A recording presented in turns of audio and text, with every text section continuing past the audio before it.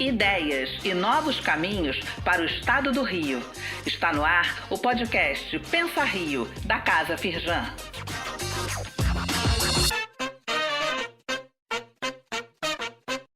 Olá, bem-vindos ao Pensa Rio. Eu sou Natane Borges, especialista de ambientes de inovação da Firjan, e alterno ao lado da Júlia Zardo a apresentação desse podcast com debates entre academia, sociedade civil, empresas e governo. A ideia aqui é ouvir especialistas, pensadores, técnicos, empresários e gestores públicos para que possamos traçar novos caminhos e alternativas para o desenvolvimento do Rio.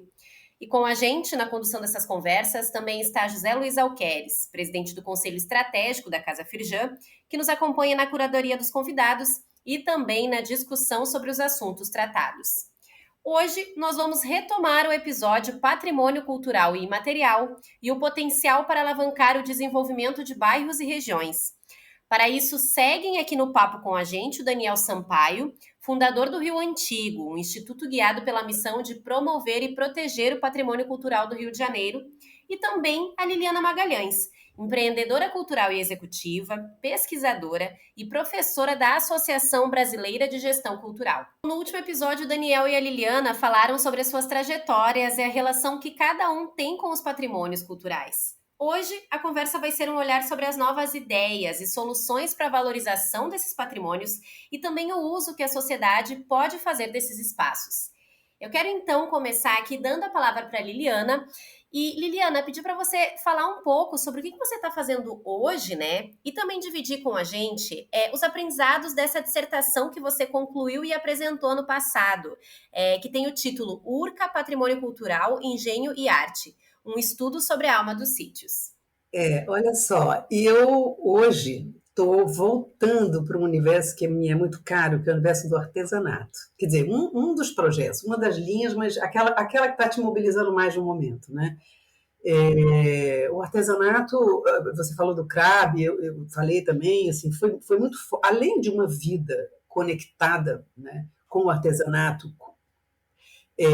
como um representante de muitas vertentes da criatividade, do saber fazer, né? Com as mãos, quer dizer, enfim, com essa força, essa importância que sempre teve.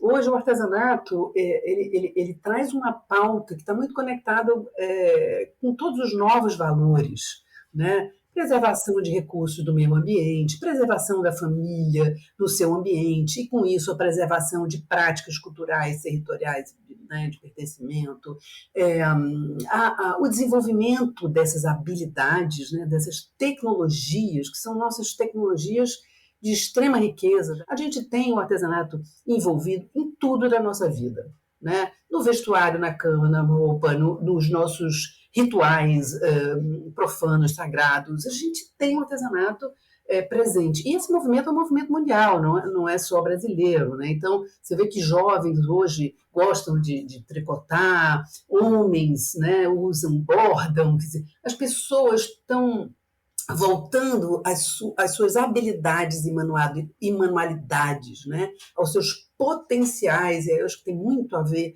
com um tema que eu tenho refletido e que refleti nessa recente incursão sobre o Rio Antigo, né, Daniel? A gente precisa conversar muito, porque o grande mergulho sobre a Urca e esse equipamento da Urca, com o olhar de inovação que aquele lugar foi, a gente tem muito de educação patrimonial a aprender, inclusive na área da gestão da cultura, porque eu acabei fazendo uma grande análise de como é que aquilo foi tão inovador, né?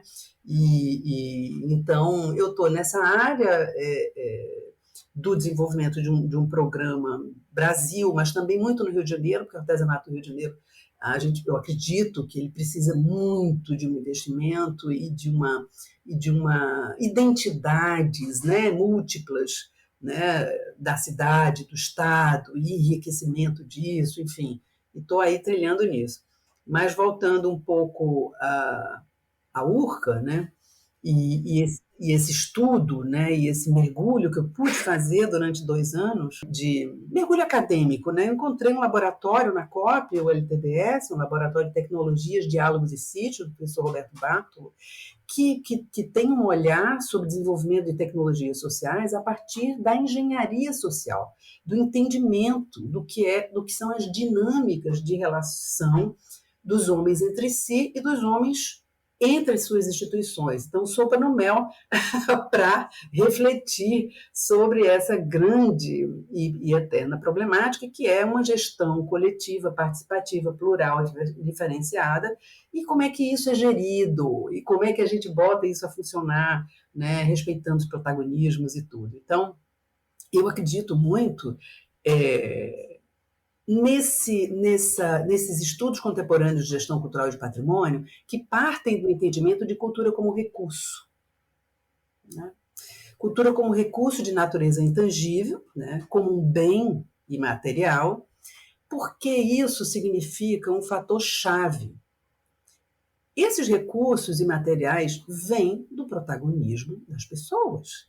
Eu acho que esse ponto-chave. Tem, aliás, uma sugestão aqui já para a gente fazer um Pensa Rio com o Prestinho, que vocês talvez conheçam, que fez aquele estudo da cadeia produtiva do Carnaval uns anos atrás, que é muito bom. Mas deixa eu perguntar para o Daniel se o Instituto Rio Antigo vai ter um hino, se o hino pode ser aquele samba-enredo, a Lapa em Três Tempos, vai ser uma maravilha. Olha só, na verdade, o Instituto Rio Antigo já tem um hino honorário que é temporário, né? Enquanto a gente não criar o próprio hino atual, que é o Rio Antigo de Chico Anísio, né? Cantado pela Alcione. Inclusive, ao final da Assembleia, a gente teve, falando de música, né? Nosso trabalho é muito misturado com a música embala o nosso trabalho, né? Eu sou bem de uma família muito musical, né? E durante o início da pandemia, a gente fez um trabalho, eu mergulhei junto com o pessoal da equipe nas músicas de diversas épocas, o que se converteu no Spotify Vitrola Rio Antigo, né? Quem quiser acompanhar, muito legal, né? Tem playlists ali de época e de estilos musicais cariocas, ou que se tornaram um patrimônio carioca como Charme, né? Mas a gente teve a presença de uma pessoa muito especial duas pessoas muito especiais cantando na nossa Assembleia. E não foram o hino oficial do Rio Antigo, mas são muito próximos disso. Que foi o Pedro Paulo Malta, cantor e jornalista, que participou do musical da Rosa Maria Araújo, Sassaricando. Ele cantou uma marchinha maravilhosa, que é o nosso hino oficial, que é a Cidade Maravilhosa, de André Filho, né? E no início, a capela foi maravilhoso, foi emocionante, né? Tá lá no nosso YouTube, que é para quem quiser ver. E ao final, a gente teve duas músicas, na verdade, cantadas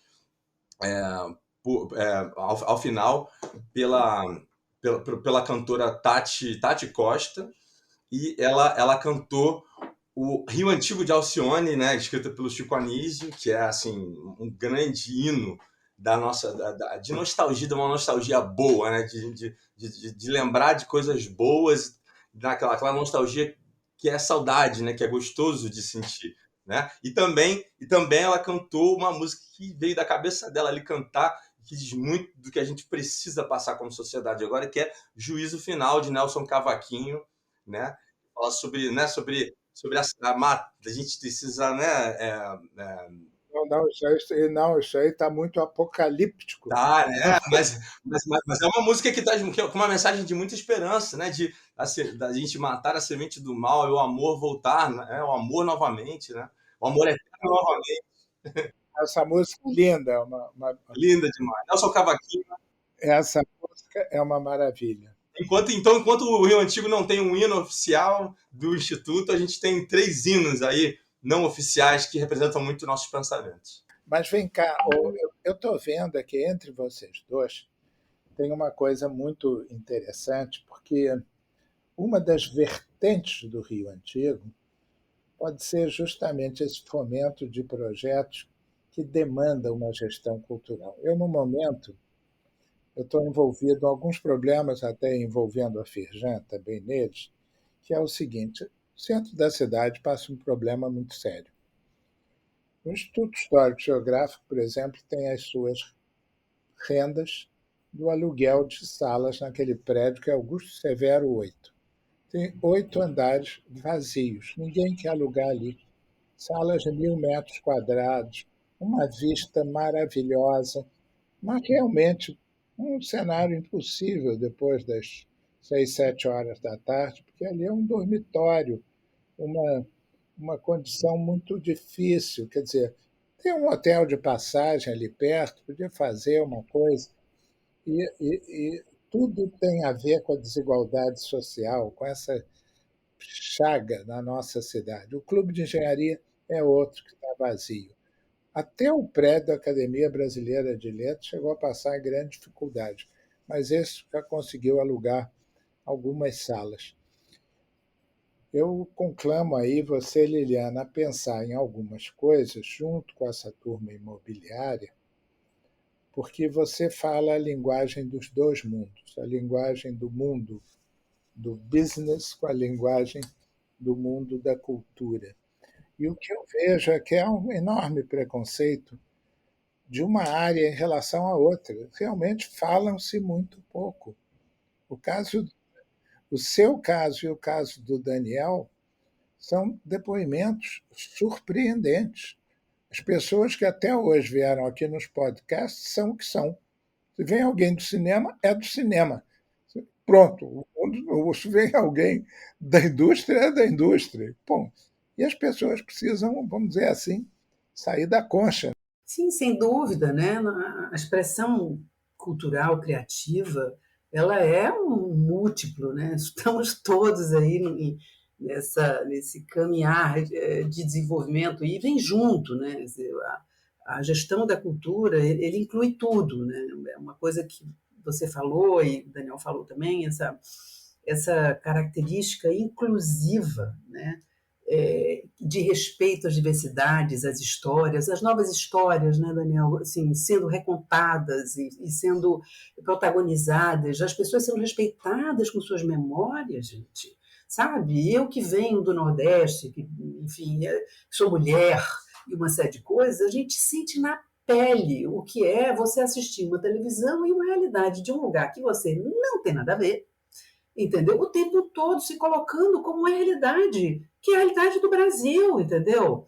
Mas não é a sua, do seu dia a dia, nem é o seu jeito de falar, nem é o que você gosta, nem são o jeito das relações que você admira, nada. Então, assim, essa hegemonia de comunicação que estão passando aí nessa grande revolução e todos se revendo e tal, eu acho que é uma grande oportunidade da gente identificar, sair dessa polaridade, sabe, Zé Luiz, que assim, a vida inteira é muito difícil, né? Um caso de amor e ódio, é sempre muito difícil mediar isso, mas é muito bonito e potente quando você consegue quebrar as amarras e quebrar as proteções, e o mundo da cultura tem essa qualidade, e as pessoas se expressam e se comunicam e interagem, porque é libertador, né? E outra coisa importante, o sistema de troca. E aí eu queria entrar também um pouquinho com essa coisa do intangível e como é que essa troca cria valor,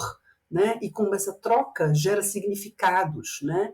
Enfim, e aí já vamos para o comércio, que é a cultura da troca, e já vamos para os setores produtivos, quer dizer, na verdade é um grande processo cultural onde você se abre para você trocar recursos, né? Recursos que são, na verdade, talento, habilidade, conhecimento, técnica, enfim, todo esse manancial de coisas que a gente carrega, né? E aposte nos territórios. Gostei muito, até. Eu estou acabando. Acabei de escrever um livro agora, ser publicado em novembro, que é uma história da ciência, uma história do conhecimento. E quando a gente acompanha, do ponto de vista histórico, especialmente o grande momento vamos chamar assim, universalização do conhecimento, naquele momento da Grécia Antiga, você vê que o conhecimento e o comércio andaram de mãos dadas, como você diz. Ali no Mediterrâneo, você vê os nomes dos filósofos, Tales de Mileto, né? Aí o outro é de Atenas, o outro é da Samotrácia, o outro é de Agrigento. Então, as pessoas, o sobrenome é a cidade de onde eles vêm.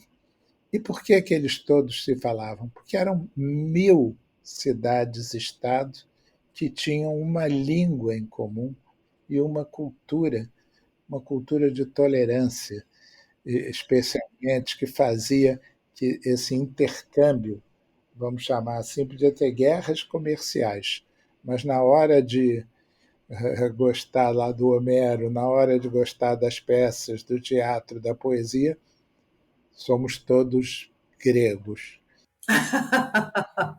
Você falou a palavra mágica, eu acho, que é o intercambiar, né?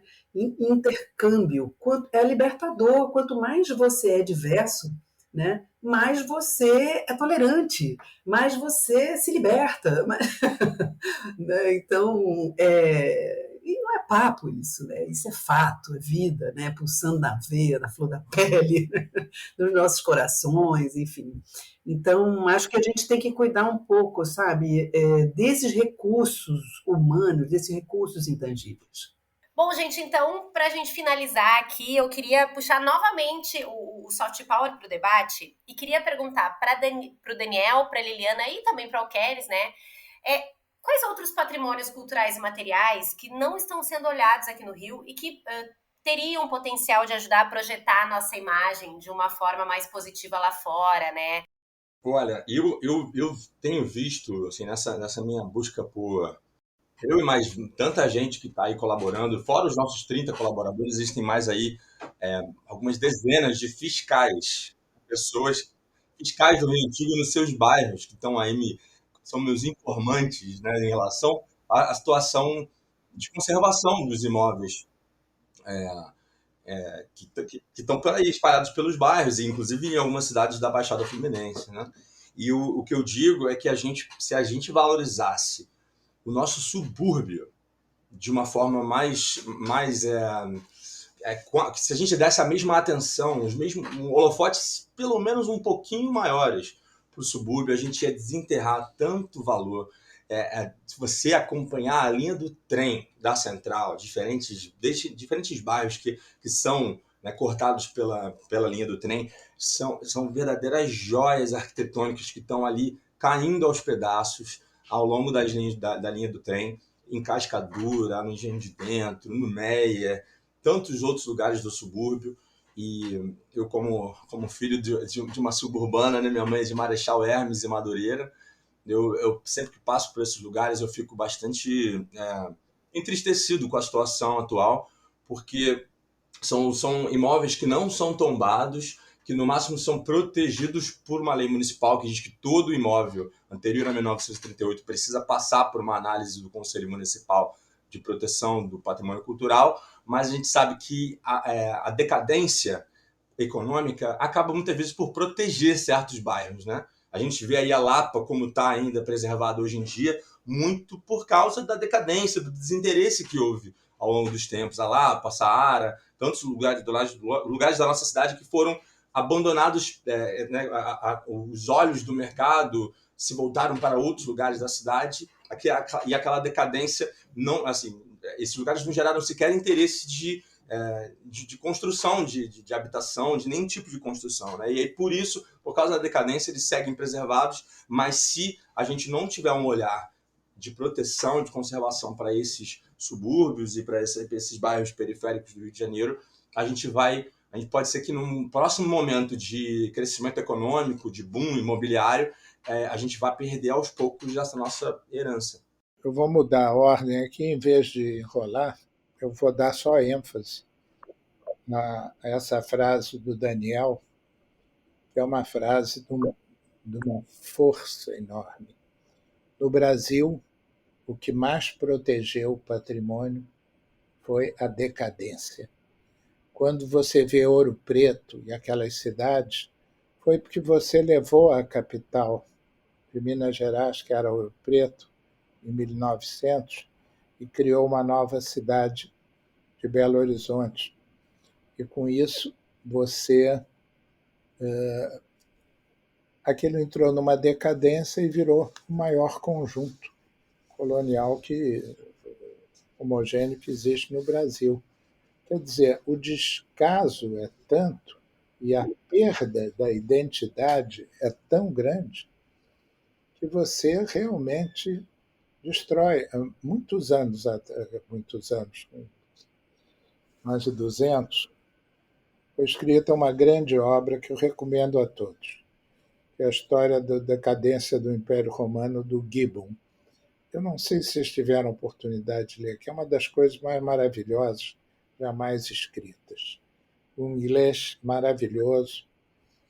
E ele fala, bem, quem vai a Roma hoje e vê aquelas ruínas do Fórum Romano, imagina que, bem, essa cidade foi devastada por invasores bárbaros, demoliram os templos, os fóruns, os grandes edifícios. E ele diz, engano, quem destruiu Roma foram os romanos. Destruíram os templos para, com as paredes, fazerem a parede das suas casinhas, dos seus casebres. Se você demole um prédio antigo em Roma hoje, é bem capaz de se encontrar uma cabeça lá tão bonita como a Vênus de Milo, ou lá o que seja, porque deixou de haver significado para os habitantes aquilo com que eles conviviam. E é o processo que o Daniel está apontando. O subúrbio é fantástico. Essas pequenas sociedades em torno das estações da Central eram pequenas cidades. Quem vai a Bangu e vê a implantação urbanística dos ingleses, ou quem vai em Realengo, na Vila Militar, ou em Marechal Hermes, ou lá em Campinho, próprio Santa Cruz, outra cidade, não é? Então, o Rio tem uma riqueza fantástica. E todas as profissões ligadas a essa restauração, que tem a ver também com marcenaria, carpintaria, pisos. Hoje você liga a televisão, tem dezenas de programas estrangeiros, não é? Não é? Vancouver, ame ou deixo, mas não tem Marechal Hermes, ame ou deixo. É um absurdo, porque há uma enorme beleza nisso, como até o Chico Buarque cantou muito bem naquele samba dele. Então, em relação a essa questão do subúrbio, né, é importante pensar no efeito multiplicador. Eu não sei se alguém já mediu isso em algum lugar do mundo, mas eu fico imaginando o efeito multiplicador que imóvel restaurado, um conjunto de imóveis restaurados num lugar como, por exemplo, Oswaldo Cruz, ou Cascadura, pode ter sobre o entorno, né? A gente tem, e é importante, eu acho que é importantíssimo dizer que a gente vive um momento mundial, né? Já há um tempo de gentrificação, de homogeneização, e é importante que qualquer tipo de esforço nesse sentido tenha também um esforço de evitar a gentrificação. Isso é uma coisa que eu acho importante. E no final das contas, se a gente estiver pensando no Rio de Janeiro, numa economia global, é justamente assim, aquela fábula da globalização ser irreversível, de que nós todos somos uma aldeia só. Isso é uma grande mentira, né? Na verdade, nós nos tornamos ainda melhores, até mais competitivos mundialmente, quando a gente mostra a nossa singularidade, né? A gente está num momento em que as cidades estão disputando para atrair jovens talentos, para morar nelas, né? Esse momento tão híbrido que a gente vive. Quanto mais original, autêntico e enraizado na nossa cultura a gente for, mais competitivo a gente vai ser. Legal, Daniel. Então, eu vou fechar mais rapidamente, na verdade, dando uma ênfase a isso que você coloca, que vocês colocam, apenas trazendo esse olhar que eu acho que é muito necessário, que é potencializar a relação das pessoas com o que é coletivo, né? Então, assim, sem dúvida, não só ativar e promover ações públicas e privadas e da sociedade de que elas possam ser fomentadas, mas também fazer um intercâmbio disso, né? E o meu desejo, assim, um coração aberto e achando que a vida cultural carioca pode ser ativada e, com isso, a valorização da própria história e do seu patrimônio, está ligado ao uso dos espaços, inclusive com relação com o meio ambiente, sabe? Eu acho que o Rio de Janeiro é uma das maiores florestas urbanas do mundo, a Floresta da Tijuca. O que é o Jardim Botânico, um dos 4 mais importantes do mundo. Eu estou morando do lado, eu vou caminhar todo dia de manhã, eu me sinto assim, privilegiadíssima. Um centro de pesquisa, aquilo precisa ser ativado e ser espaços de conexão e de vivência cultural, porque assim, isso é um ativo, né, do Rio de Janeiro imenso, a própria natureza, né, os morros, os penhascos, as trilhas. Né? Então, assim, não só enfatizando o uso da relação com o meio ambiente, mas introduzindo vivências culturais, experiências nesses espaços, esses espaços sendo espaços comuns a todos os bairros, a todos nós, e podendo ser espaços onde, por exemplo, as praças do Rio, por que no final de semana já não tem samba nas praças, gente? Né? Isso, quer dizer, por que eu tenho vontade de dançar samba, vou lá para um circuito catando de roda de samba debaixo de viaduto, não sei aonde, para eu conseguir ver? Mas assim, não tem um lugar onde você entenda o que é o samba, viva o samba, entendeu? Possa ouvir histórias, entenda a musicalidade, se aproprie dessa história que conta a história carioca profundamente. Então, assim, com o olhar de hoje, não é um olhar de passado, né? Um olhar onde você olha para o passado, mas dando significado para hoje. Né? Então, é isso que eu sinto falta. Bom, eu queria muito agradecer a presença de vocês. E essa foi a segunda parte do episódio Soft Power, Patrimônio Cultural e seu potencial para alavancar o desenvolvimento de bairros e regiões. A gente sempre recebe perguntas, críticas e sugestões aqui para o podcast. Então, se você tem algum tema, pode enviar para casafirjan@firjan.com.br com o assunto Pensa Rio. Ou ainda acessar o Instagram, @casafirjan, onde você pode conferir toda a agenda de conteúdos da casa. E não deixa de seguir ou favoritar esse programa no seu agregador de podcast. Até a próxima edição!